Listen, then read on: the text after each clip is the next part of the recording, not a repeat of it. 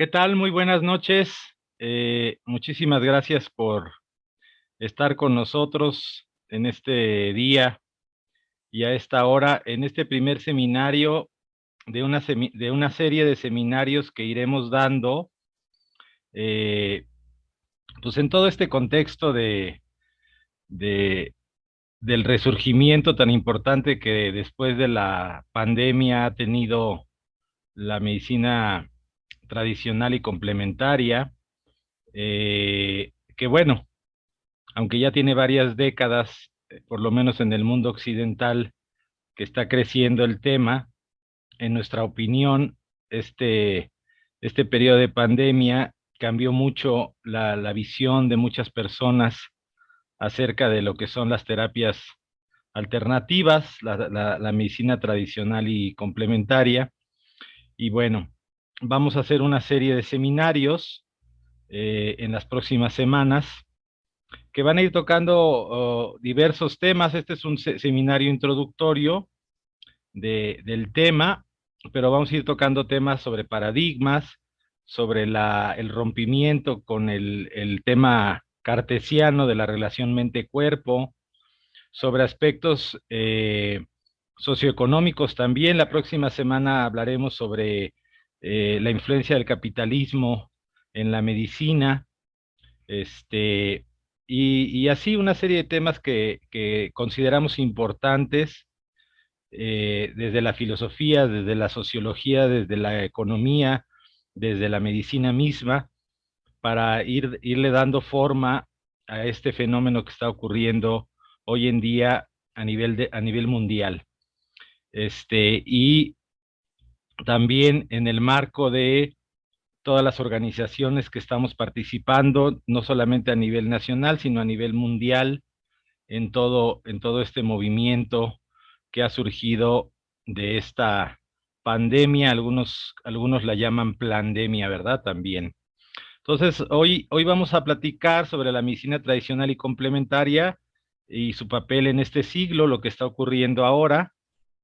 Y para mí es muy importante reconocer que si bien la Organización Mundial de la Salud hoy en día como que ha dejado mucho que desear, eh, eso esos son las personas que forman parte de las instituciones, pero las instituciones mismas no pueden ser castigadas en toda su historia por algunas personas que estén utilizándolas en mala forma. Por eso es que yo siempre he retomado escritos que ha hecho la Organización Mundial de la Salud desde los setentas. Ahorita aquí en esta diapositiva les presento solo uno de tantos escritos que desde los setentas la Organización Mundial de la Salud viene diciendo sobre la importancia de que los países regresen a sus medicinas tradicionales. Al principio, en los setentas, la OMS decía que sobre todo los países pobres, el argumento principal era el alto costo de la medicina moderna. También se ha sumado el argumento de que la lucha contra las enfermedades crónico-degenerativas no se está ganando, sino se está perdiendo. Cada vez hay más enfermedades crónico-degenerativas y la medicina convencional no está logrando controlarlas. Después, la Organización Mundial de la Salud fue variando y dijo que prácticamente todos los países deberían de regresar a sus medicinas tradicionales. Y el último planteamiento interesante fue la estrategia sobre medicina tradicional 2014-2023, que pueden encontrar ustedes ahí en el Internet, que se desarrolló en respuesta a la resolución de la Asamblea Mundial de la Salud sobre medicina tradicional y cuyo objetivo era aprovechar, que los países aprovecharan la contribución potencial de la medicina tradicional y complementaria, que es el nombre que hoy en día se está utilizando para todo este tipo de terapéuticas, ajá, para aprovecharlo en la salud, en el bienestar y en la atención de salud centrada en las personas y promover una utilización segura y eficaz de este tipo de terapéuticas a través de reglamentaciones de investigación, así como la incorporación de productos profesionales y prácticas en los sistemas de salud. quiero decirles que en este documento es muy interesante observar cómo muchos países han cumplido con muchos de estos lineamientos. Hay países en donde pues definitivamente está integrada la medicina tradicional y complementaria en sus sistemas de salud, pero hay países como el nuestro y como muchos en Latinoamérica en donde esto no ha ocurrido. Y esto tiene pues razones muy interesantes y muy claras desde el punto de vista de la ciencia social, ¿verdad? Que tienen que ver con la hegemonía, con el poder económico de, por ejemplo, la farmacéutica, etcétera, en donde aún en sus países de orígenes sí hay integración de estas terapéuticas, pero en los países de donde ganan más dinero, como los nuestros, siempre han estado impidiendo que estas terapéuticas se integren a los sistemas de salud. De eso vamos a hablar la próxima semana en el siguiente seminario. Ujú. ¿Cómo define la Organización Mundial de la Salud a la medicina tradicional y complementaria? Pues a la tradicional, como aquella que tiene una larga historia, es la suma total de conocimientos, capacidades y prácticas basados en teorías, creencias y experiencias de diferentes culturas, bien sean explicables o no. Bueno, eso en términos de la medicina moderna, ¿verdad? Porque hay autores, hay antropólogos famosos como Claude Lévi-Strauss, que ya hablaremos de él en otras pláticas, que dicen que tan valioso es la ciencia primitiva, entre comillas, como él la llamó, como la ciencia moderna, ¿verdad? Eh, pero que pueden ser utilizadas para mantener la salud y prevenir y diagnosticar, mejorar o tratar enfermedades físicas y mentales. Y la medicina complementaria se define como complementaria o alternativa y son un amplio conjunto de prácticas de atención de salud que no forman parte de lo que se haya llamado medicina convencional o medicina hegemónica, que es la que está principalmente representada en los sistemas de salud estatales de los diferentes países. Uh-huh. eh, yo llevo ya más de 20 años dedicado a este tema y he visto cosas interesantes. A veces una terapéutica que se consideraba alternativa, de repente ya empieza a formar parte de la medicina convencional o de la medicina hegemónica, ¿verdad? Eh,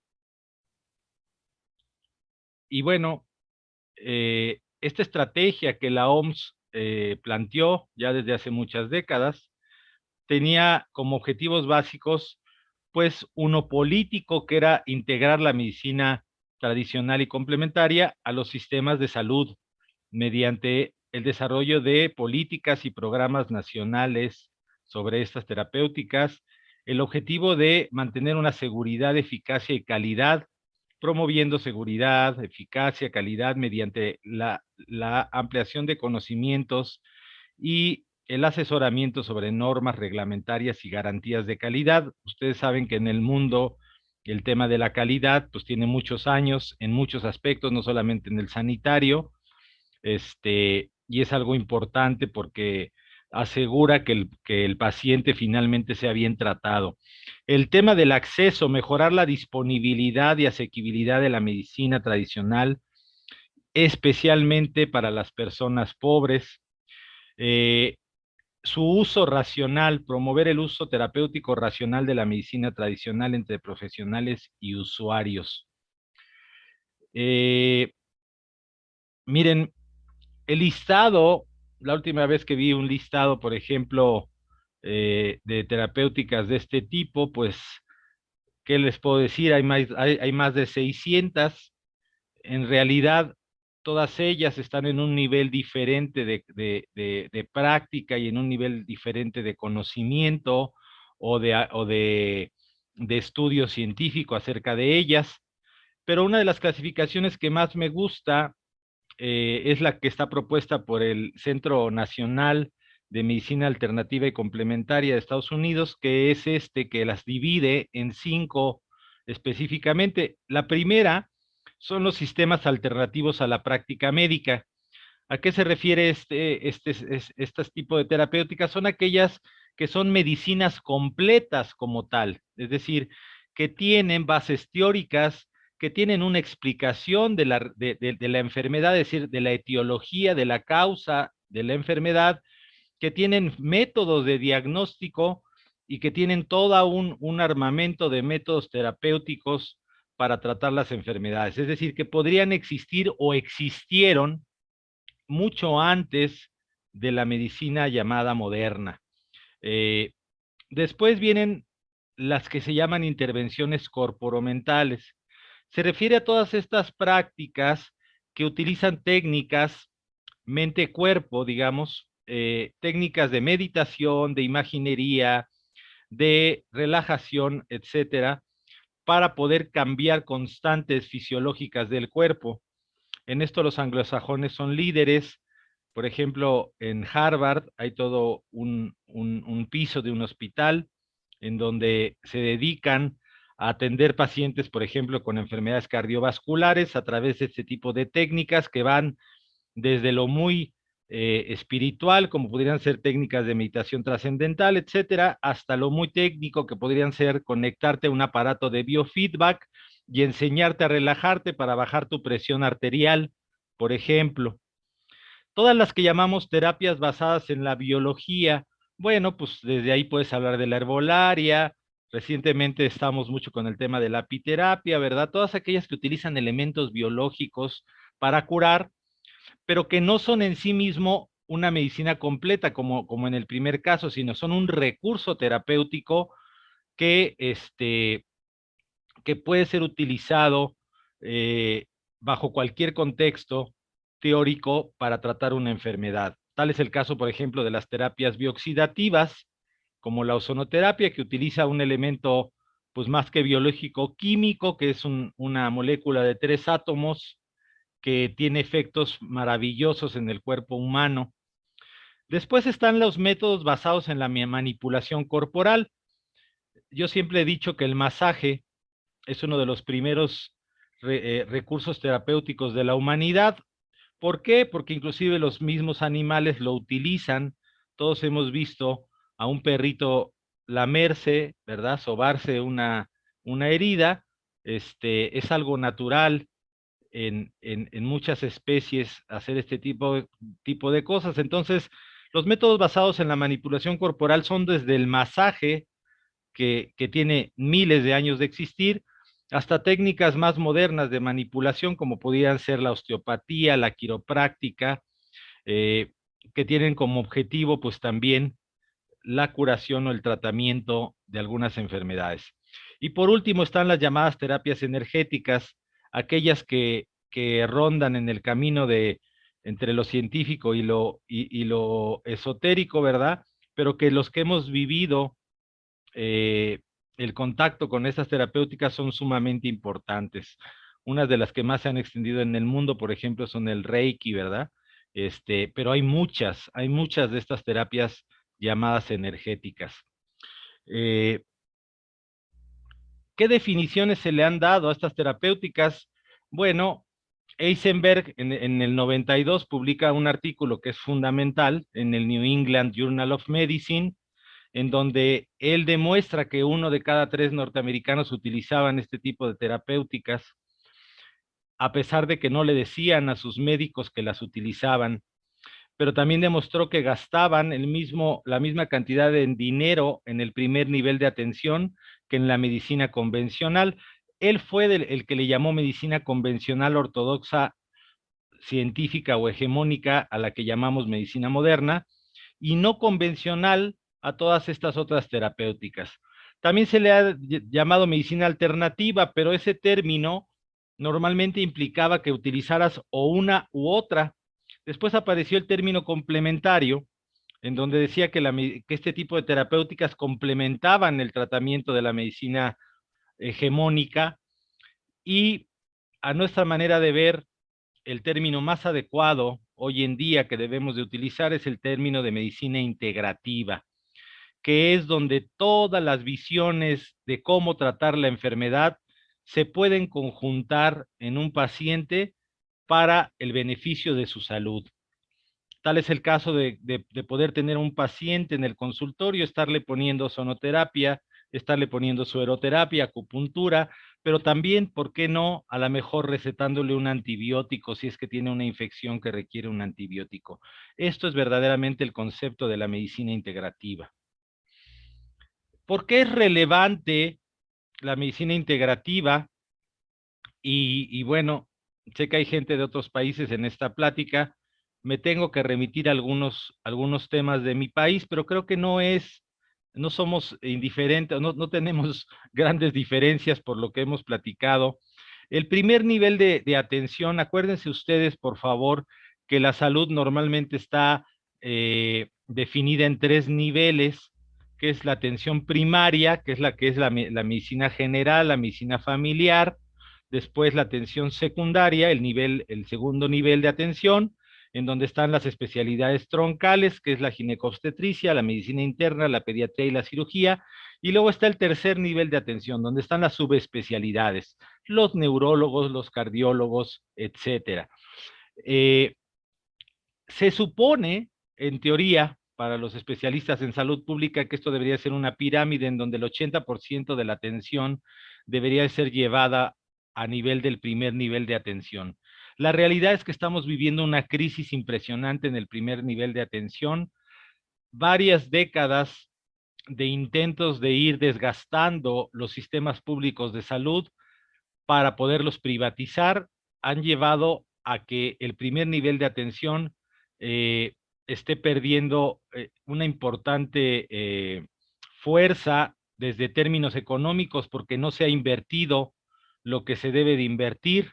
Por ejemplo, aquí en México, mientras se debería de invertir por lo menos un 6.6% del Producto Interno Bruto, se está destinando un 2.8%, pero también lo vemos a nivel del personal sanitario, porque mientras deberíamos de tener 1.6 médicos por cada 100,000 habitantes, tenemos, perdón, mientras deberíamos de tener 3.4 por cada 1,000 habitantes, tenemos 1.6. Y mientras deberíamos de tener 8 enfermeras por cada 1,000 habitantes, tenemos 2.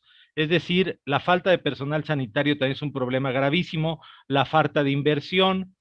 Aquí en México hemos vivido un montón de clínicas comunitarias que se han hecho, se han construido y no están siendo utilizadas.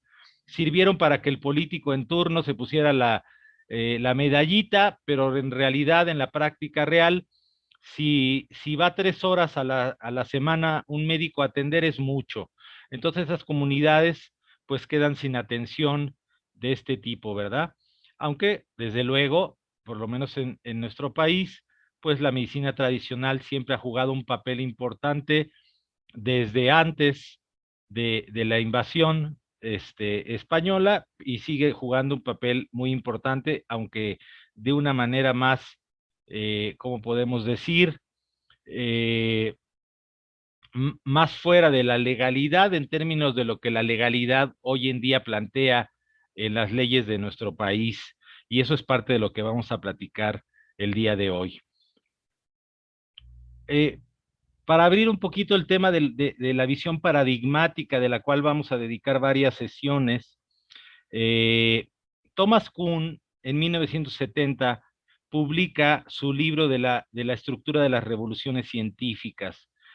Thomas Kuhn junto con otros autores como Feyerabend plantean ponen de moda, de hecho, este término paradigma que hoy en día utilizamos tan comúnmente, y hace un libro muy interesante en donde plantea que la ciencia no se desarrolla por medio de una acumulación de descubrimientos, algo así como una especie de idea que tenemos a veces, no sé, cuando estudiamos en la secundaria, etcétera, como si fuera una serie de autores que van haciendo descubrimientos como si fuera un tema lineal en donde el ser humano va haciendo descubrimientos y cada vez conoce más sobre la naturaleza de las cosas.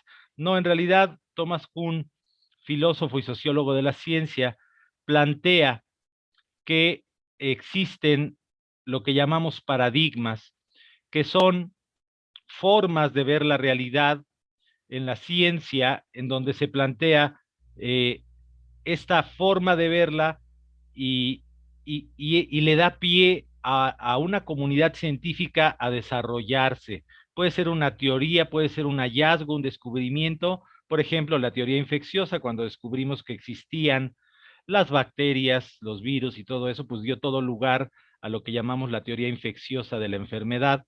Y a esto le podemos llamar un paradigma. ¿sí? Pero ¿qué pasa? Dice Thomas Kuhn, que a veces hay nuevos descubrimientos o nuevas teorías que ponen a este paradigma como en dificultades, porque el paradigma ya no puede explicar este nuevo fenómeno. A estos momentos se les llamó anomalías y al periodo en donde el paradigma sufre se le llamó revolución científica. ¿Qué es lo que dice Thomas Kuhn? El paradigma tiene que romperse por completo o tiene que ensancharse de tal manera que permita que las nuevas teorías y los nuevos hallazgos entren en este paradigma, ¿sí? Cuando esto ocurre y termina esta revolución, aparece un nuevo paradigma que después se va a convertir en ciencia normal, es decir, lo aceptado por la comunidad científica, hasta que no llegue una nueva anomalía, un nuevo descubrimiento y vuelva a poner en riesgo la estabilidad del paradigma.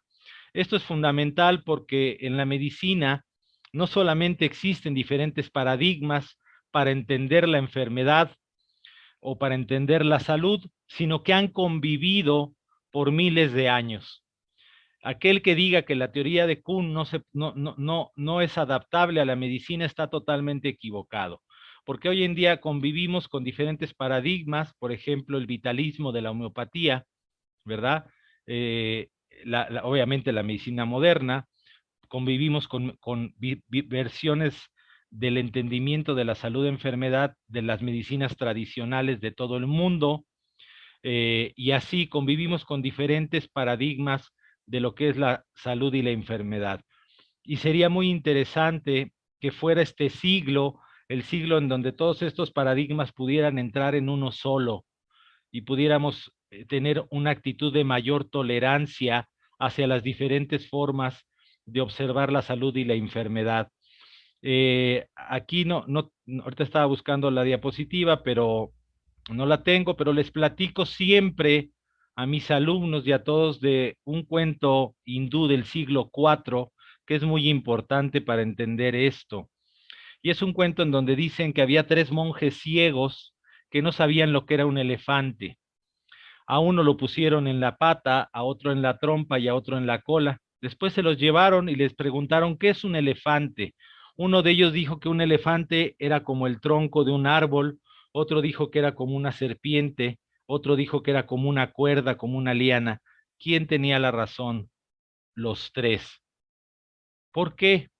Porque el fenómeno salud-enfermedad en este caso, o la realidad, no es asequible a una sola visión de la realidad. Es decir, cuando nosotros tenemos una teoría para poder observar la realidad, solamente vemos una parcialidad de la realidad. Esto hasta en la ciencia más dura, que es la física, existe como el principio de Heisenberg, en donde Heisenberg dijo que en el momento en que con un instrumento observamos los átomos y todo esto, hablando de física cuántica, ya estamos transformando el fenómeno. Entonces nunca estamos observando en su totalidad el fenómeno natural que estamos pretendiendo observar. No solamente nuestra teoría nos limita hasta nuestro lenguaje, ¿sí? Entonces, cuando nosotros tenemos una teoría que explica, en este caso, el elefante sería el fenómeno salud-enfermedad, solamente vemos una parcialidad. Por eso es que cuando a mis alumnos les digo que hay medicinas de pata delantera derecha, hay medicinas de pata trasera, hay medicinas de oreja, hay medicinas de trompa, es decir, no todas, ninguna de todas tiene la verdad de lo que es el elefante completo. Y si no entendemos esto, que también ha sido trabajado por muchos filósofos de la ciencia como Mario Bunge, que ya hablaremos de él, filósofo de la ciencia argentino muy famoso, que planteó muchos aspectos sobre la filosofía que subyace cualquier disciplina científica. Si no entendemos esto y tenemos un ego sobresaltado, y decimos que nuestra forma de ver la enfermedad es única, pues vamos a caer en un grave error, porque no existe ninguna forma única de tener todas las respuestas de lo que es el fenómeno salud-enfermedad.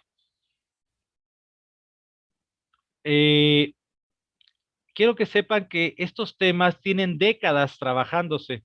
Por eso aquí, por ejemplo, aparece una referencia del 97, porque hay temas que ya pasaron en el mundo, que ya se fueron discutidos en el mundo, ¿sí? Y que ahorita ya no encuentras artículos actuales. Pero para mí estos artículos son muy importantes siempre de comentar. ¿Por qué la gente empezó a utilizar este tipo de terapéuticas en el mundo occidental? Cuando hablo de esto, hablo del mundo occidental, porque en muchas visiones y en muchas medicinas tradicionales jamás se dejaron de utilizar. Y por ejemplo, si podemos el ejemplo, por ejemplo, de la medicina tradicional china, ha formado parte del Sistema Nacional de Salud de China desde siempre y jamás ha tenido un periodo en donde la medicina hegemónica actual lo haya desplazado del sistema de salud, ¿sí? ¿Por qué han contestado los pacientes que quieren utilizar estas terapéuticas? Primero, para obtener obviamente beneficios terapéuticos, porque desean evitar la toxicidad, los métodos invasivos, evitar los efectos secundarios, o alcanzar inclusive niveles de salud no alcanzados en la medicina hegemónica. Por razones filosóficas, porque prefieren medicamentos naturales a los sintéticos, porque consideran que las teorías de la medicina moderna son incompletas o inadecuadas y aceptan modelos explicativos que diferentes a los de la medicina hegemónica, por querer un alto grado de estar involucrados en la toma de decisiones, porque, bueno, se considera que en algunas de estas terapéuticas el paciente está más involucrado y más cuando tocamos también la evolución de la psicología y hablamos de psicología humanista, que ya tendremos tiempo de hablar. Es muy importante que esta postura del médico Dios, que todo lo sabe, baje a una postura en donde es otro ser humano como el que tiene enfrente y que debe de también tomar en cuenta lo que el otro paciente, lo que la otra persona, en este caso el paciente, piensa acerca de su enfermedad, cuál es su explicación, cuál es su cosmovisión de la enfermedad.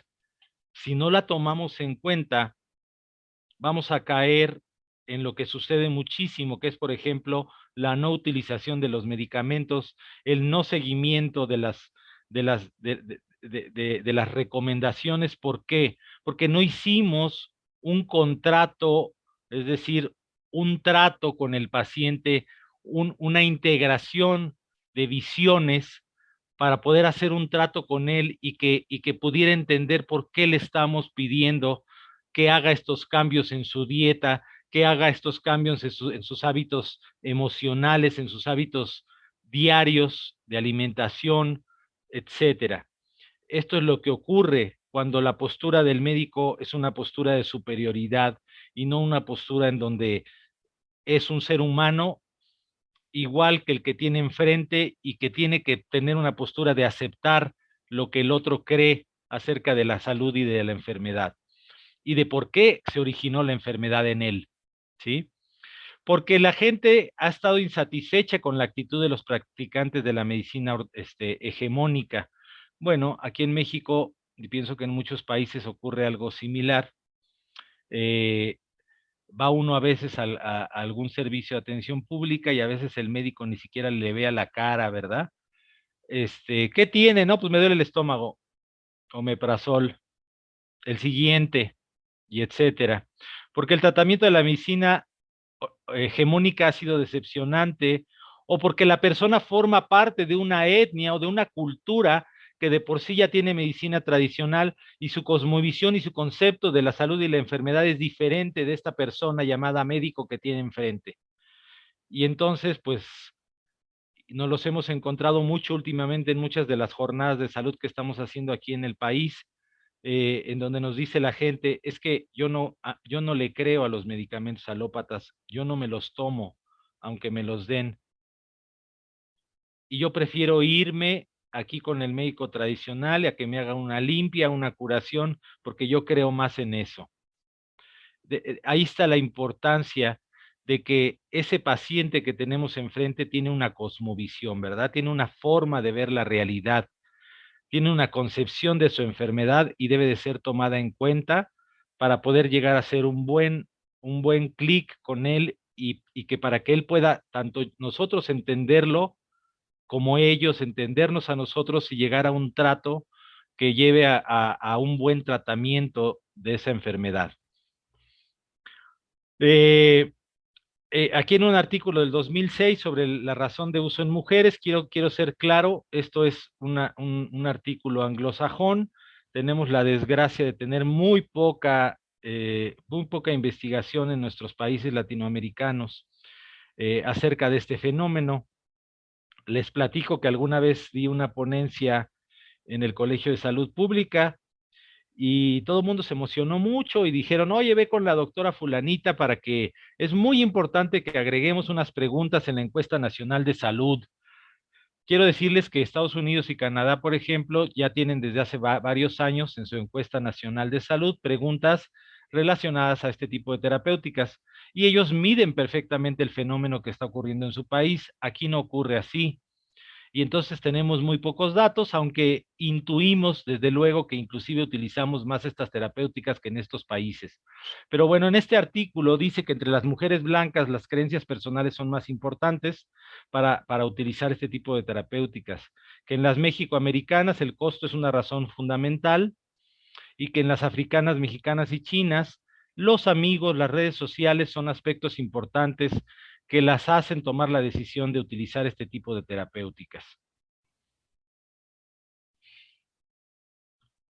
En el mundo anglosajón, las mujeres, mientras mayor educación tienen, mientras mejor estado de salud, por ejemplo, fumadoras en remisión, consumidoras de alcohol y con índice de masa corporal elevado, son las que más utilizan este tipo de terapéuticas. Aquí la realidad es otra. En nuestro país hemos visto que no es normalmente mayor nivel de educación. En un estudio que hice con algunos alumnos de posgrado, que hicimos en la Ciudad de México, encontramos datos muy diferentes a los que se encuentran en los países anglosajones. Ajá. Este, pero no tenemos estudios a nivel nacional. También se me ha hecho muy interesante qué opinan los médicos. Pues aquí les traigo algo desde el 95. Fíjense que los practicantes de la medicina decían el 46% que las veían útiles o moderadamente útiles, y mientras el médico era más joven, pensaba mejor de este tipo de terapéuticas y inclusive algunos habían utilizado alguna de ellas. Bueno, nosotros en nuestros países en donde las medicinas tradicionales ancestrales son importantes, pues nunca es raro una persona que pueda decir que no utiliza eh, alguna planta medicinal, por ejemplo, ¿no? Este, para curar alguna enfermedad, todos la hemos utilizado.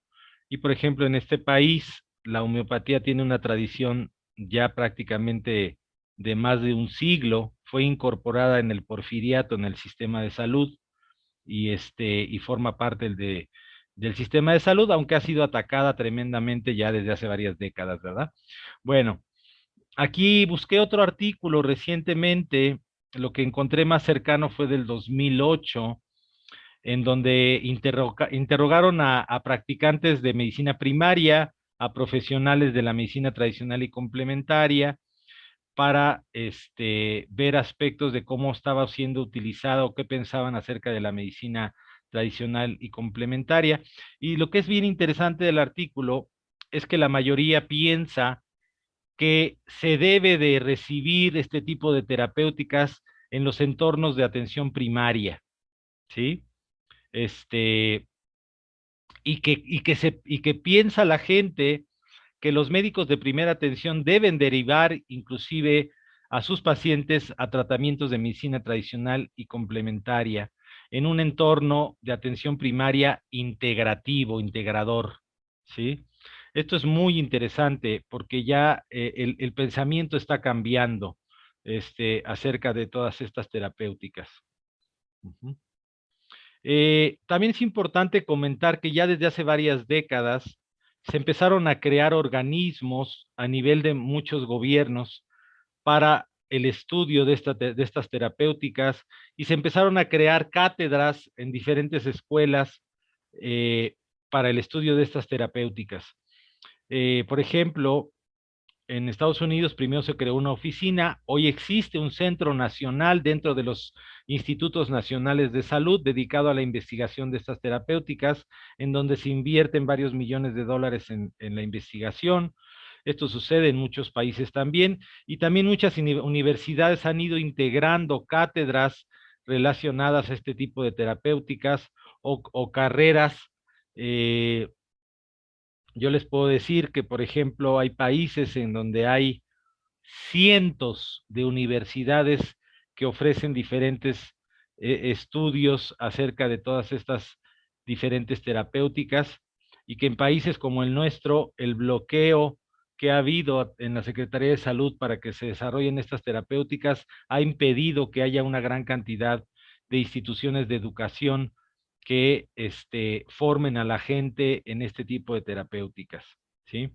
En otros países ocurre diferente, hay muchas universidades, hay cátedras y hay hospitales que ya integran este tipo de terapéuticas a sus sistemas de salud.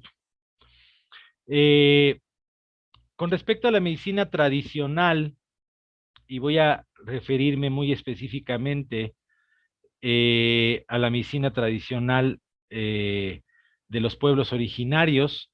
En México se ha tenido avances muy importantes a nivel de la legalidad, ya que el cambio en el artículo segundo constitucional ha planteado la importancia de respetar los derechos indígenas y de integrar pues sus formas, su cosmovisión, sus usos y costumbres, etcétera, a la vida eh, general, digamos, del país, a respetar todas estas formas de ver la realidad de los indígenas,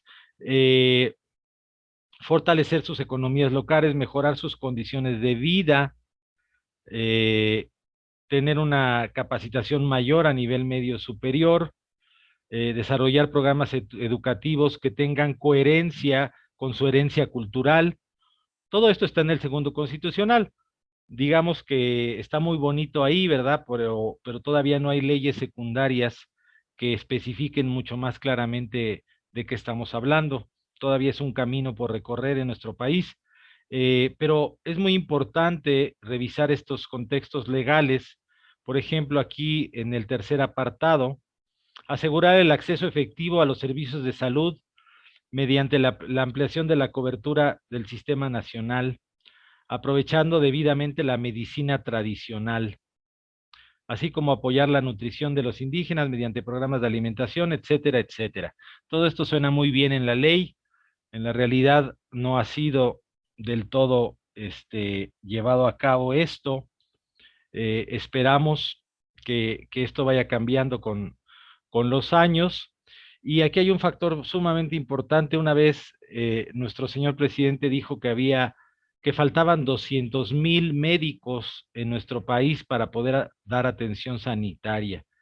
Y yo desde mi lado de la trinchera, desde detrás de mi televisor, dije en mi corazón: señor presidente, yo le doy 500,000 de terapeutas y curanderos que practican la medicina, y que no es una tontería lo que estoy diciendo, porque en varios modelos de salud a nivel mundial se han utilizado técnicos, terapeutas, auxiliares para poder dar atención a toda la población. Y de eso vamos a también hablar un poquito más adelante en la plática del día de hoy. Es muy importante desde la legalidad entender que dentro de los derechos humanos, y acuérdense que el tema de los derechos humanos no es un tema nacional, es un tema internacional, y están consignados en los tratados internacionales, existe un derecho muy importante que es el derecho a decidir la atención de salud, el derecho a decidir con qué tratarnos. Desde la Declaración Universal de los Derechos Humanos se plantea la satisfacción de los derechos económicos, sociales, indispensables para la dignidad y el libre desarrollo de las personalidades, es decir, el respeto a la forma de ver la realidad de las personas, la correcta asistencia en los servicios sociales necesarios, desde luego la salud es uno de ellos. En el Pacto Internacional de Derechos Económicos y Sociales y Culturales se dice que los estados que firmaron reconocen el derecho de las personas al disfrute del más alto nivel posible de salud física y mental, ¿sí? Y a la creación de condiciones que aseguren a todos la asistencia médica y los servicios médicos en caso de enfermedad. En el convenio 169 sobre pueblos indígenas y tribales se ha planteado la importancia de la igualdad, de hacer medidas para que haya igualdad en los derechos y oportunidades a nivel de las legislaciones para promover los derechos sociales, económicos y culturales de los pueblos originarios, respetando su identidad y cultura, sus costumbres y tradiciones y sus instituciones. En el artículo 25, por ejemplo, que deben de tener servicios de salud adecuado, ajá, proporcionar a estos pueblos los medios que les permitan organizar y prestar tales servicios. Escuchen, proporcionar a los pueblos originarios los medios que les permitan organizarse para prestar tales servicios bajo su propia responsabilidad y control, a fin de que puedan gozar del máximo nivel posible de salud física y mental. Y deben de organizarse en la medida de lo posible a nivel comunitario. Ahorita vamos a hablar un poquito de más de legalidad que hay aquí en México a este respecto. El sistema de asistencia sanitaria deberá de dar preferencia a la formación y al empleo de personal sanitario de la comunidad local. Aquí es muy importante para mí mencionar que ¿qué ha pasado en los últimos 70 años en la medicina? A partir de la Segunda Guerra Mundial y en donde la hegemonía de los grandes corporativos de la industria farmacéutica, de los grandes corporativos hospitales, de hospitales, de los seguros de gastos médicos, etcétera, fueron avasallando todo lo que había sido la medicina durante siglos, si no es que miles de años atrás, y fueron planteando un nuevo escenario en donde el aspecto comercial empezó a dominar en la concepción de lo que era ser médico. Eh, Vamos a hablar por qué en la próxima sesión, en la próxima semana, y vamos a honrar a muchos autores como Noah Chomsky y muchos autores sociales que han hablado claramente de cómo el capitalismo ha ido introduciéndose en muchos aspectos, desde luego el sanitario, y ha dado lugar a este cambio de forma de ver lo que es la medicina y que la ha convertido en un comercio y que se ha olvidado el fundamento de lo que es ser médico, que para mí personalmente es la compasión por el que está enfrente y está sufriendo, no el cuánto dinero le voy a sacar a esa persona. Sin embargo, este adoctrinamiento que tiene 70 años ha hecho que la mayoría de los practicantes de la medicina, desde luego, no quieran estar en las comunidades, sino que quieran estar en los grandes centros hospitalarios donde más dinero se gana. ¿Qué está proponiendo este convenio? ¿Y qué está proponiendo la ley que ahorita les voy a enseñar? Que sean las propias comunidades las que se organicen para poder dar atención primaria de salud. En ningún lugar están diciendo que va a haber, que van a hacer cirugías, porque siempre aparecen estas voces estúpidas en donde, pero ¿cómo? Van va a haber complicaciones, va a haber pacientes muy graves que no van a ser bien atendidos. Por favor, en muchos modelos sanitarios a nivel mundial, perfectamente se ha hecho ¿cómo podemos decir? Un engarce, una bisagra entre el primer nivel de atención y el segundo y tercero, en donde ya se requiere atención más especializada, cirugías, etcétera.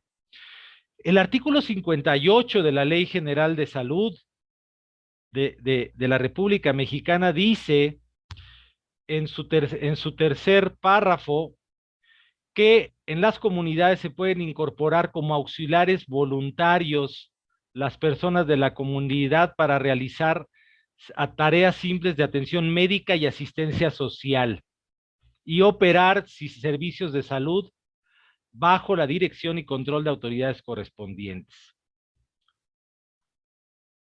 El artículo 51 bis dice que los usuarios tienen derecho a decidir libremente sobre la aplicación de los procedimientos diagnósticos y terapéuticos ofrecidos. Pero ¿qué pasa cuando nosotros vamos a un hospital del sector salud, un hospital oficial?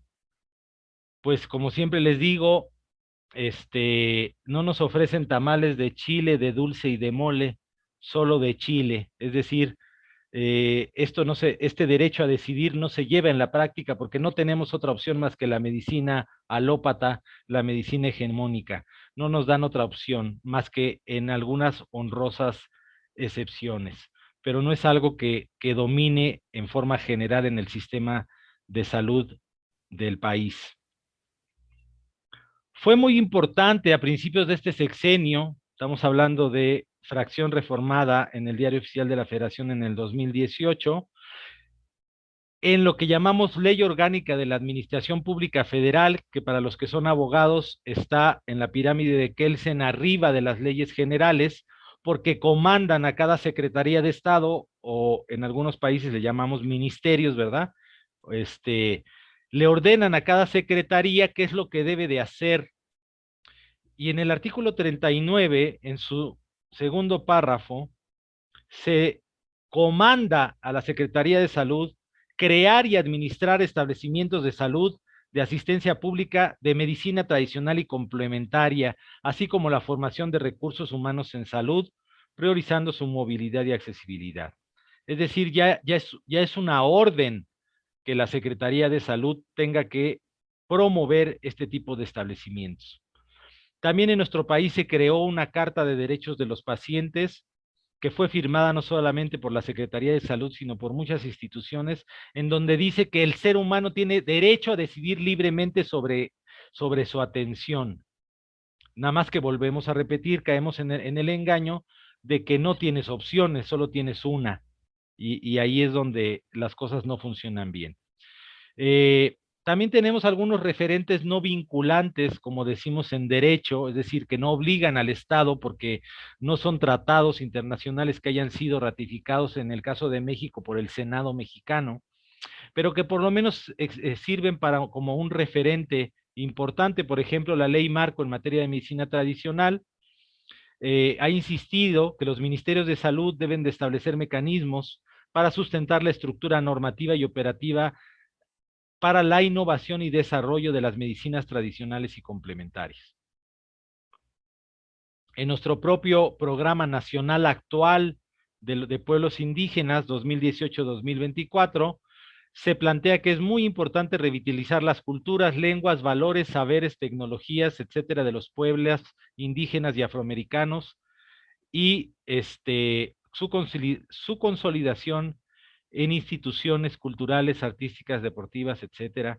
En particular, fortalecer los procesos de educación intercultural, así como el ejercicio de la medicina tradicional.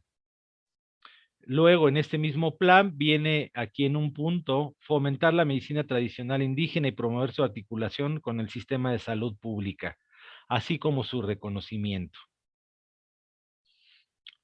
Aquí quiero hacer un alto, porque es muy importante comentar que esto no se ha llevado a cabo, que aunque al artículo 39 de la Ley Orgánica de la Administración Pública Federal ya haya comandado a la Secretaría de Salud a que esto se lleve a cabo, la Ley General de Salud no ha cambiado y no ha establecido claramente que haya una integración de la medicina tradicional y complementaria en los sistemas públicos de salud. Sí, la tenemos en los sistemas privados, en las formas privadas, pero recordemos que la salud pública es un derecho que también nos ganamos de muchas décadas de lucha y que tenemos derecho aún en los sistemas de salud pública a tener diferentes opciones de cómo curarnos, ¿sí? Y que hasta el día de hoy no ha sido transformada la Ley General de Salud para poder honrar este derecho humano fundamental que es el derecho a decidir con qué atendernos. Esperemos que no acabe este periodo coyuntural sin que esta ley haya sido reformada. Quiero aquí hacer un alto para que vean este artículo muy importante de nuestra Ley General de Salud, en donde claramente divide lo que llamamos el personal sanitario. En su primer artículo, en su primer párrafo, perdón, el 79 de la Ley General de Salud, dice que existen profesionales de la salud, es decir, licenciados, y que requieren títulos y cédulas profesionales, etcétera. Pero en el segundo párrafo se plantea claramente que también existen técnicos y auxiliares en todas las ramas de la medicina y que requieren, en todos los casos, tener un registro por autoridad educativa competente. No es el tema de hoy, normalmente doy una plática sobre legalidad del consultorio y les remarco este aspecto, porque a mí no me sirve un documento de la Secretaría del Trabajo o un documento de la Secretaría de Salud. Claramente la ley sanitaria dice que debe ser un documento expedido y registrado por autoridad educativa competente, no autoridad del trabajo, no autoridad sanitaria, sino autoridad educativa competente. Y siempre conjunto este artículo con el artículo 18 del Reglamento de Servicios de Atención Médica, que dice que los establecimientos en los que se presten servicios de atención médica deberán de contar con un responsable sanitario, mismo que deberá de tener título, certificado o diploma. ¿Qué está implicando decir título, certificado o diploma? Que puede ser profesional, técnico o auxiliar el responsable sanitario. Amigos, cuando el de la ventanilla de la COFEPRIS les dice que solamente un médico puede ser responsable sanitario de un establecimiento de atención médica, está perfectamente equivocado y no conoce la ley que debería de conocer, porque cuando un funcionario público es funcionario público, jura respetar la Constitución de nuestro país y todas sus leyes, y ni siquiera conoce sus propias leyes sanitarias, que se las estoy presentando el día de hoy. Su segundo párrafo de este artículo dice: los documentos a que se refiere el párrafo anterior deberán encontrarse registrados por autoridad educativa competente. Es decir, necesitamos, para ser responsables sanitarios, aún de un establecimiento comunitario, pues tener un documento avalado por autoridad educativa competente. Lo que sí que quiero que quede claro, y siempre les digo así en afán de broma a mis alumnos, en algún lado dice este artículo que deberá ser médico el responsable sanitario, ¿no, verdad? Es decir, deberá tener título, certificado o diploma. Si lo conjuntas con el artículo anterior, podrá ser profesional, técnico o auxiliar, ¿sí? De tal manera que una de las propuestas que más hemos planteado ha sido la necesidad de modificar el sistema de salud en términos de que las comunidades deben de tomar, deben de empezar a crear centros comunitarios de salud en atención primaria, de que debemos de favorecer los mecanismos para que tengan el aval que se requiere institucional de la Secretaría de Educación Pública, etcétera, para poder dar atención a nivel primario y, ¿por qué no, en un buen sistema de salud bien organizado, tener una conexión directa con el nivel secundario y terciario, en el segundo y tercer nivel de atención, para que los pacientes que realmente requieran llegar a esos niveles, pues puedan llegar. Pero para que la atención primaria se convierta en lo que debe de ser una medicina principalmente preventiva, en donde aspectos como las emociones que han planteado desde hace miles de años las medicinas tradicionales son causantes de enfermedad, son causantes de hábitos malos, como la mala alimentación, en donde el aspecto nutricional debe ser fundamental como parte de la atención primaria de salud, y donde todas estas terapéuticas tienen un papel muy importante para evitar que las enfermedades crónico-degenerativas se incrementen y sean detenidas a nivel del primer nivel de atención, ¿sí? Eh, Esto suena tal vez como un sueño viendo nuestra realidad, pero creo que cada vez sabemos más personas que estamos empujando hacia que esto ocurra y hacia que haya un cambio de paradigma en nuestro sistema de salud, no solamente de México, sino de toda Latinoamérica. Y bueno, eh, este es, como les decía, un primer seminario de muchos que vamos a ir planteando, tocando diferentes temas de esta nueva forma, de este nuevo fenómeno que está ocurriendo, que ya existe desde hace varias décadas, pero que tuvo un aceleramiento importantísimo durante esta pandemia, porque la gente abrió su mentalidad a que es muy importante entender que no solamente existe una forma de curar, sino muchas formas de curar, ¿sí? Les agradezco a todos haber estado el día de hoy conmigo en este seminario y dejo abierto por si alguien quiere hacer algún comentario o alguna pregunta. Buenas Muchas noches, doctor. gracias. Buenas noches, doctor. Raquel tiene algunas preguntas que creo que le va a plantear. Por supuesto. Doctor, nos estuvieron llegando preguntas. Una de Lea Luz Elisma dice: orgullosamente en Veracruz la UPAV cuenta con licenciatura de naturopatía, que ya ha lanzado a la sociedad más de 7 generaciones de profesionales en la salud alternativa. Soy una orgullosa licenciada en naturopatía. Claro que sí, la Universidad Popular Autónoma de Veracruz.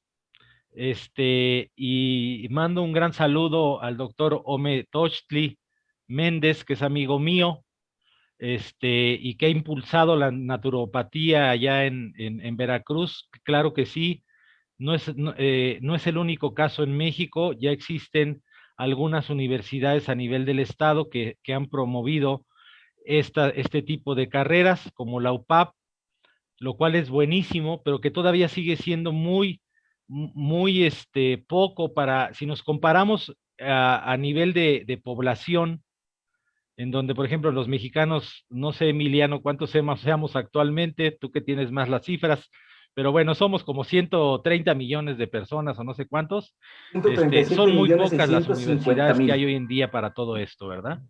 A comparación de las universidades que se dedican a la medicina alópata. Ujú. ¿Cuántos mexicanos somos hoy en día? Emiliano, ¿no sabes? Aproximadamente somos 137 millones 657 mil 451 habitantes, más o menos, me falla un poco el dato. No, pues más exacto no podría ser. O sea, somos muchísimos. Faltan muchísimas universidades dedicadas a estas terapéuticas. Por ejemplo, en Estados Unidos hay por lo menos 300 universidades dedicadas a este tipo de terapéuticas. Ujú. Bien, doctor. También a las personas que están conectadas a través de la plataforma Zoom, nos pueden ir haciendo llegar sus preguntitas al chat. Otra pregunta, doctor. Dice Lucía: hola, ¿qué tal? Yo le hice tratamiento con CDI a mi madre con cáncer.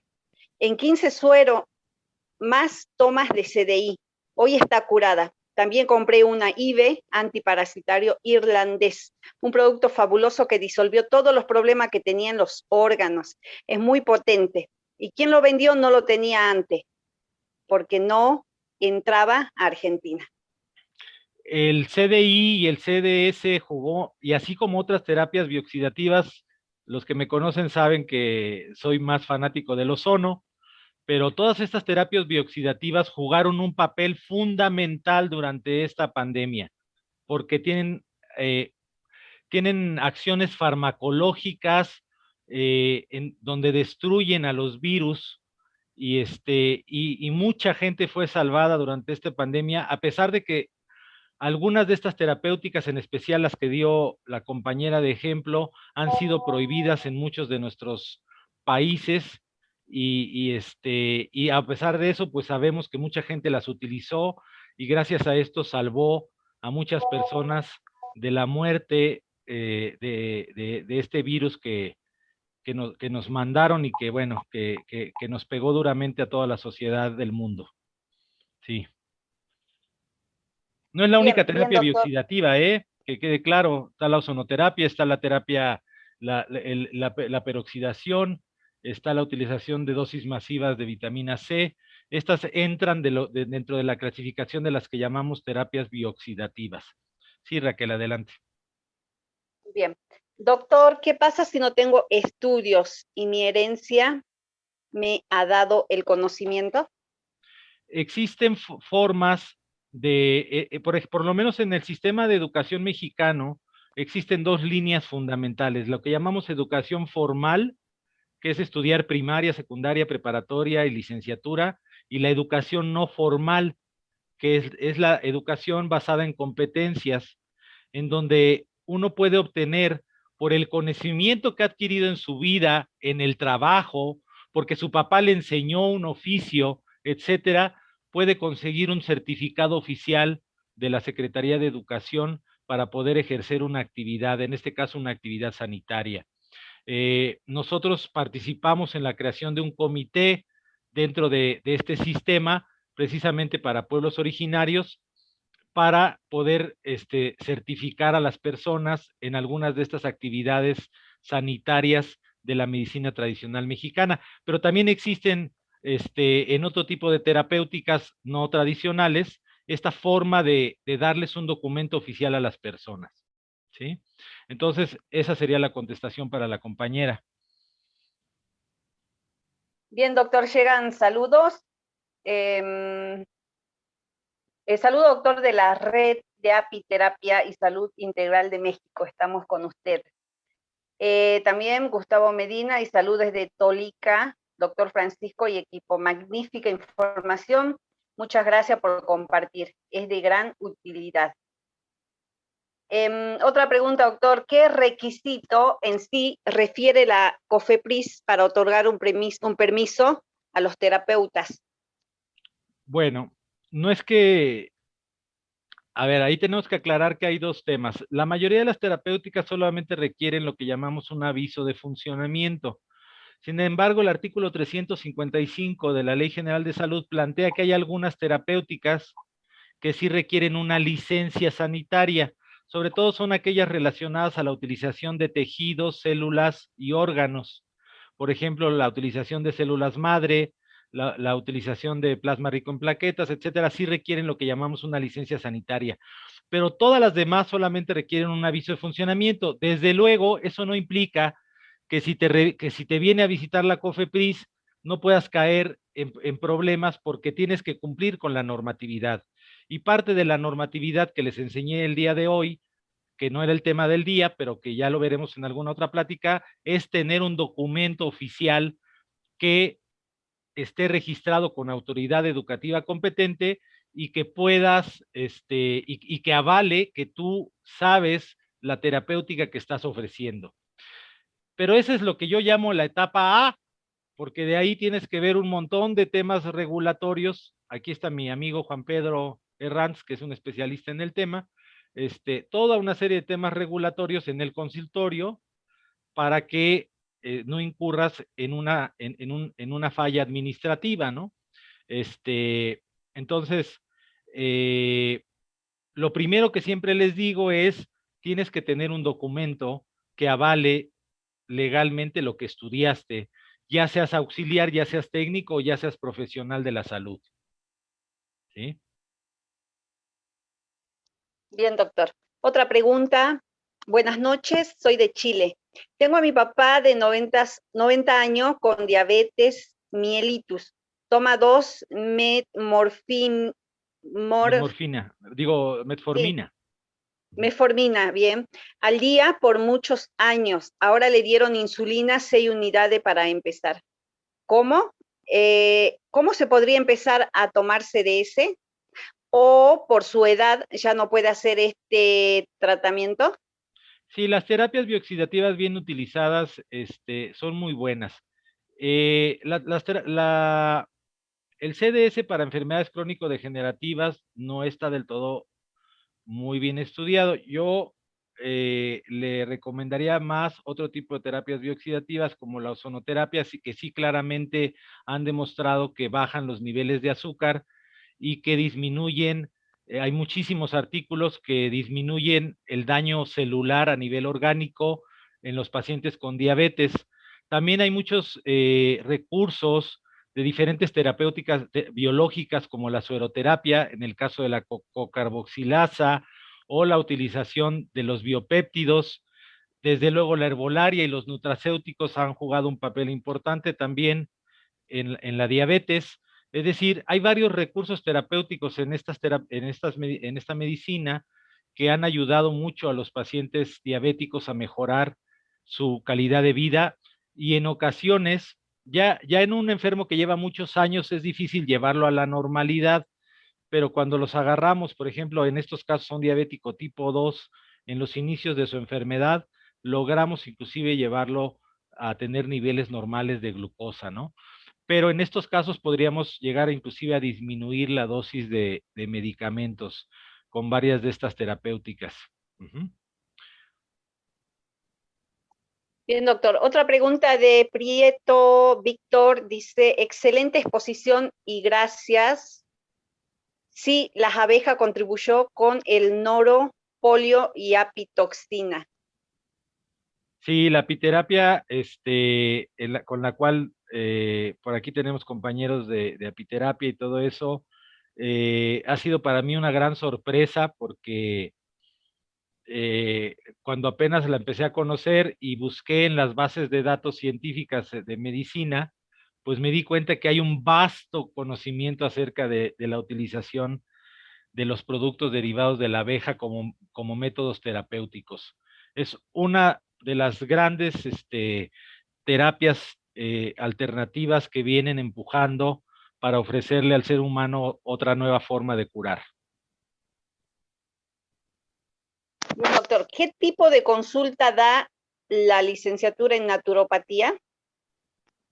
Dan consultas de quiropráctica, de homeopatía, acupuntura, herbolaria, casi la mayoría de las licenciaturas en todo el mundo de naturopatía o naturoterapia, dan las bases de la medicina convencional y después dan materias de terapéuticas que son las más extendidas en el mundo, como la herbolaria, como la acupuntura, que es parte de la medicina tradicional china, como la quiropráctica.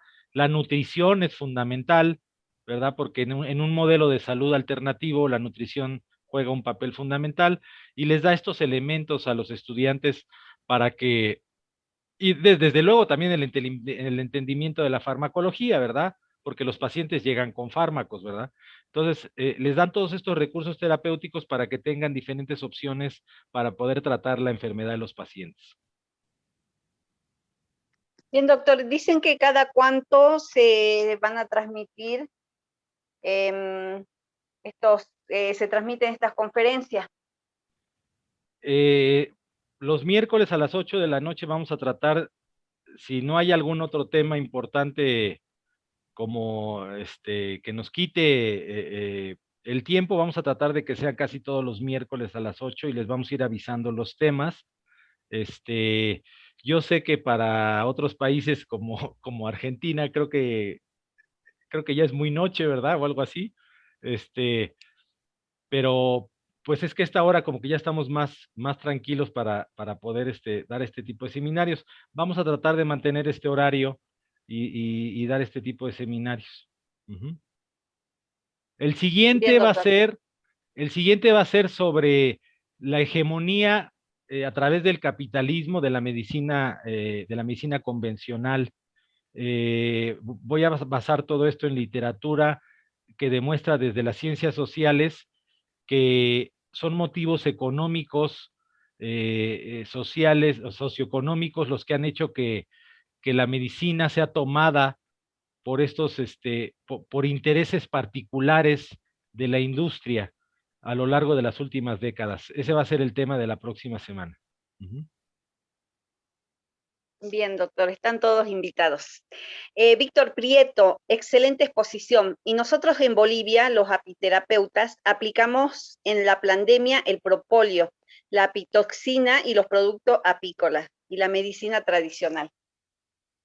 Excelente. Y yo no conceptualizaba, me confesaré que yo no conceptualizaba a la apiterapia como algo ancestral, Sin embargo, me han cambiado hasta esa visión. La apiterapia ya también la podemos considerar como un recurso terapéutico ancestral, ¿sí? Desde el uso de la miel misma, que la miel, olvídense, es un medicamento. O sea, la miel se ha utilizado desde hace muchos siglos para muchas cosas, ¿no? Pero es muy interesante el tema, claro que sí. Bien, doctor. El doctor Juan Pedro Herranz está pidiendo la palabra. Por supuesto, querido amigo, si quieres prender tu cámara y hacer algún comentario.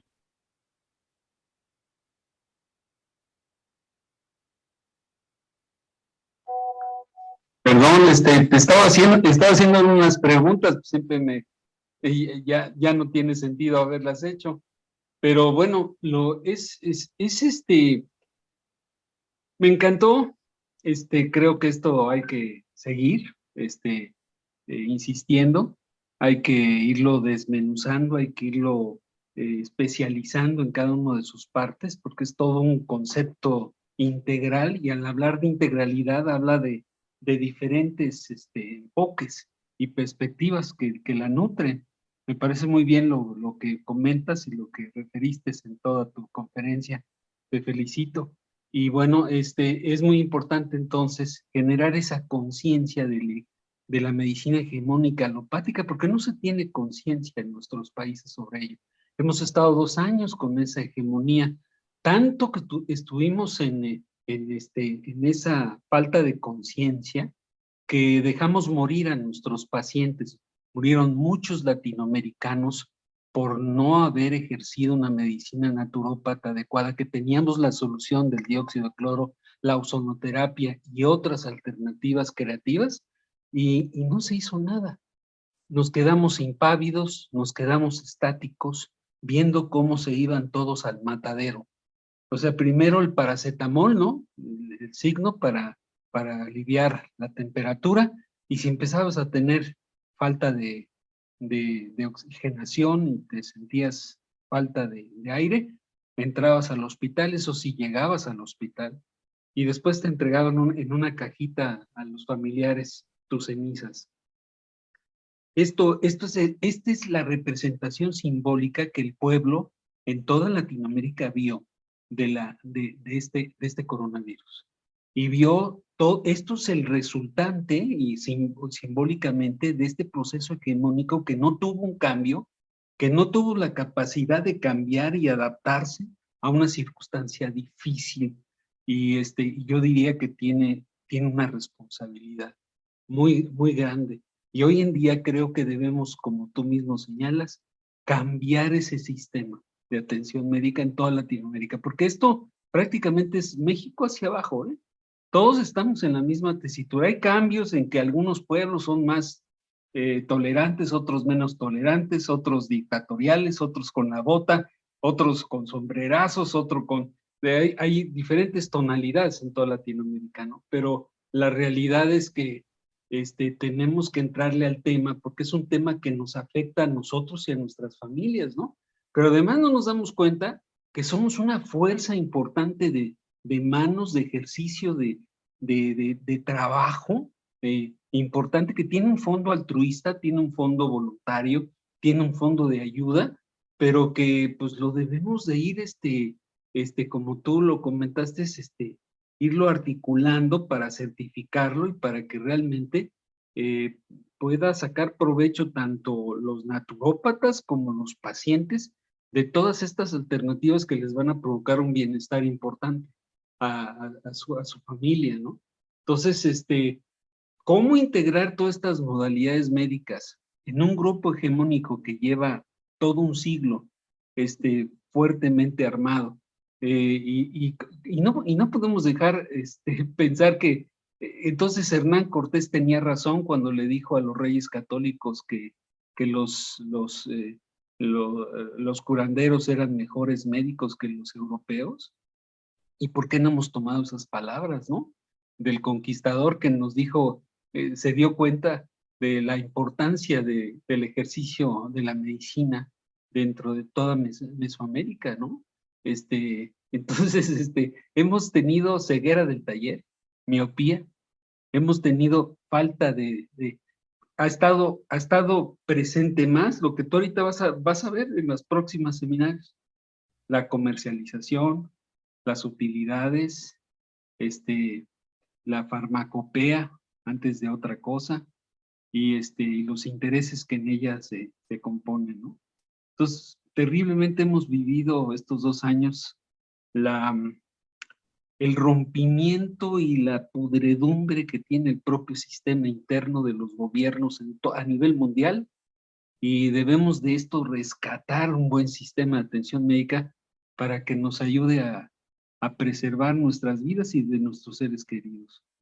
Hay mucho que hablar, y perdona, estoy enfermo, mejor ya estoy un poco mejor, pero me encantó, me motivó a hacer estos comentarios. Y una de las cosas, finalmente, hablamos todos los naturópatas o todos los que se dedican a medicina naturópata de diferentes alternativas, pero tenemos que tomar el concepto orgánico, porque siempre hablamos de que todo, alimentos orgánicos, pero esto requiere todo un proceso, no es así sala cadula chachi como ya se hizo orgánico. No, ahorita es más difícil que rescatemos todos esos alimentos, todo esto, para volverlo orgánico. De hecho, mucha miel que se genera, tiene problemas de toxicidad, porque ya vienen de flores que ya fueron con herbicidas, con pesticidas, insecticidas, y ya traen un problema. Entonces, es todo un concepto que tenemos que ir cambiando mental, que va desde la esencia del propio hombre. Como decía, ahorita estaba viendo el Evangelio de Marcos, como decía Jesús, todo lo malo sale de dentro hacia afuera. Entonces debemos de no aceptar lo malo de afuera hacia adentro. Entonces tenemos que cambiar mucho. Esa es la verdad, y con estas capacitaciones, con estos seminarios reflexivos, creo que se puede lograr muchas cosas en todo nuestra Latinoamérica, que nos hace mucha falta. Gracias por esta plática. Déjame platicarte que para mí fue muy importante, digo, yo después de estudiar medicina, estudié psicología y sociología, y uno de mis primeros descubrimientos fue, bueno, ¿por qué estas disciplinas estudian el mismo fenómeno desde 5 escuelas diferentes, ¿no? O sea, ¿por qué estudias el fenómeno de la mente desde el psicoanálisis, desde el conductismo, desde el humanismo, desde el transpersonal, etcétera? ¿Por qué en sociología está la parte marxista, la parte de libre mercado, la parte de etnometodología? O sea, ¿por qué un fenómeno en otras disciplinas es abordado desde muchos ángulos? ¿Y por qué cuando yo estudié medicina solo me dijeron que había una forma de entenderla? ¿Sí? Eso fue para mí algo fundamental. Y cuando me meto en el tema del derecho, Juan Pedro, y me doy cuenta que no solamente no se estudia desde muchos ángulos el fenómeno, sino que es un derecho humano, el derecho a decidir con qué tratarte. La cosa está muy mal, ¿no? Claro que entiendo perfectamente el origen de todo esto, ¿no? Viene desde el positivismo del siglo XIX, y obviamente pasando por todo el tema del capitalismo y del neoliberalismo del siglo XX, ¿no? Pero ya lo hablaremos en otras pláticas. Sí, Exacto. Raquel. Gracias. Bien, doctor. Angélica Delgado quiere la palabra. Adelante, Angélica.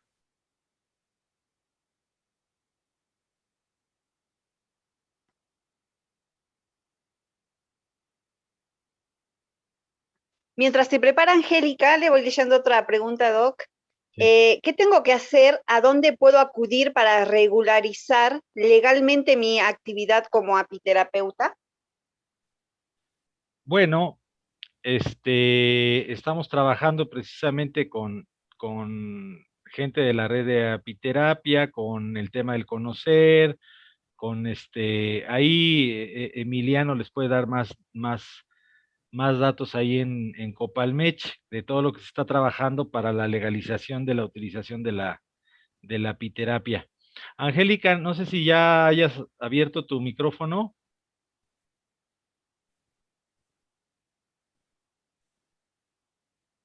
Adelante, Gustavo o Angélica, tienen que abrir su micrófono, si no, no los podemos escuchar. Hola, buenas tardes o buenas noches. Aquí Gustavo. Adelante, Gustavo. Buenas noches. Sí, sí, no sé, creo que Angélica no funciona su micrófono. Bueno, hemos trabajado bastante en cuestión de los productos de la abeja. Quería hacer una aportación. En México, bueno, en Mesoamérica hubo muchas culturas que cultivaron las abejas nativas, las famosas meliponas o abejas nativas sin aguijón, que su miel es muy rica y tiene más concentrada los compuestos medicinales, tiene propiedades terapéuticas muy superiores al de Apis mellifera. Cabe aclarar que Apis mellifera fue introducida a México en el año de 1900, o sea, tiene poco más de un siglo, fue introducida en Yucatán y es un estado que produce mucha miel muy rica debido a que estas abejitas pecorean en las selvas de la península de Yucatán. Hay ahí una riqueza muy grande de árboles poliníferos, nectaríferos y también generadores de propóleo. También ahí es donde se desarrolló mucho la meliponicultura maya. También hubo otras culturas, nahuas, totonacas y por todo México se cultivan estas abejas nativas sin aguijón.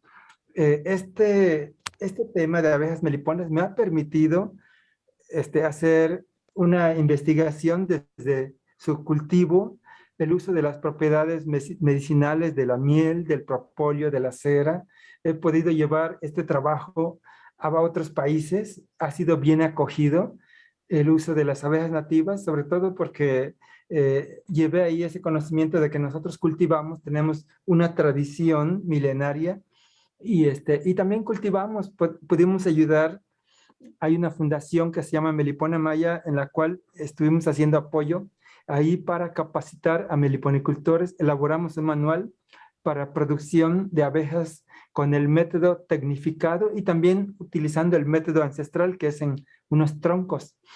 Así como los meliponarios mayas antiguos, todavía hay comunidades que aún tienen esa tradición, ese conocimiento ancestral. Y de ahí hay una producción muy rica de miel. Hemos podido utilizar esa miel terapéuticamente aquí en Toluca y en varios lugares más en pacientes. Hemos podido hacer una curación muy notable en pacientes con escaras o úlceras por presión que son muy delicadas, que pacientes que lo han atendido doctores, enfermeras y no han podido tener un avance.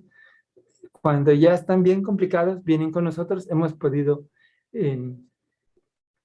atender pie diabético, úlceras varicosas, esas heridas complicadas por falta de circulación, con la abeja melipona se logra un excelente resultado. Entonces también hemos podido avanzar en el uso de la aplicación productos medicinales como la pitoxina, propóleo, jalea real, larva de zángano, o sea, la jalea de la larva de zángano, que es muy buena para la impotencia y otras padecimientos.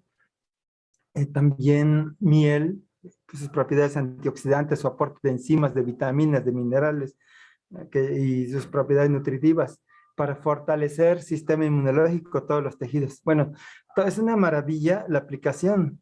También combinamos la herbolaria. México es el segundo país con mayor diversidad de plantas medicinales, solo le supera China. Entonces, ahí tenemos un gran potencial. Y bueno, combinamos, también se integra la medicina china, psicoterapia, aromaterapia y otras más, musicoterapia. Y con todo eso podemos hacer un gran trabajo en nuestros pacientes. Bueno, era lo que quería aportar. Muchas gracias por el tiempo concedido. Somos de la Red de Apiterapia y Salud Integral México. Les saludamos. Estamos con Copalmech, con todas las organizaciones e instituciones hermanas, también de la ESI, de Toluca, de Ciudad de México. Y bueno, pues es un gusto y un honor poder aquí compartir con ustedes. Muchas gracias. Muchas gracias, Gustavo, y no me queda más que mencionar la gran frase de Hipócrates, o atribuida a Hipócrates: vis medicatrix nature, que quiere decir la naturaleza es el médico de las enfermedades. Es decir, en la naturaleza también está la respuesta a las enfermedades. Y este es un gran ejemplo de eso. Sí, Raquel. ¿Imparten curso de homeopatía? Sí, si se refiere a la escuela, sí, por supuesto. Desde hace ya muchos años impartimos cursos de homeopatía con aval de las instituciones oficiales. Sí. Bien, doctor. Buenas noches, doctor. Una charla interesante. Felicitarle por la labor que realiza. Saludo de Aucayacu, Perú. Gracias. Santuario de abeja del bosque, nos comentaba eso. Otra pregunta, dice, ¿qué importancia coordinar los intercambios de saberes de medicina tradicional ancestral? ¿Y cómo hacer coordinación sin que sea con el fin de lucro, sino solidario?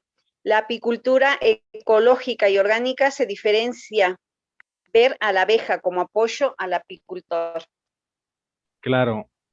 Primero que otra cosa, siempre debemos de aprender de nuestros ancestros el respeto a la madre tierra, y que todo lo que hagamos, ahí hay muchos temas bien interesantes, ¿no? El tema, por ejemplo, de las plantas medicinales y la pérdida de algunas especies por la excesiva recolección, que tiene que ver inclusive con las malas políticas de Estado para la siembra y cultivo de las plantas medicinales, y así muchos temas. Y por otro lado, sí, definitivamente es que debemos de realizar cada vez más intercambios entre todos los países. Creo que lo que nos dejó esta pandemia fue también el despertar de que debemos de unirnos todos los países para intercambiar conocimiento y todo eso, y en eso vamos a estar empujando en los próximos años con la Alianza Mundial y las organizaciones que estamos participando en ella.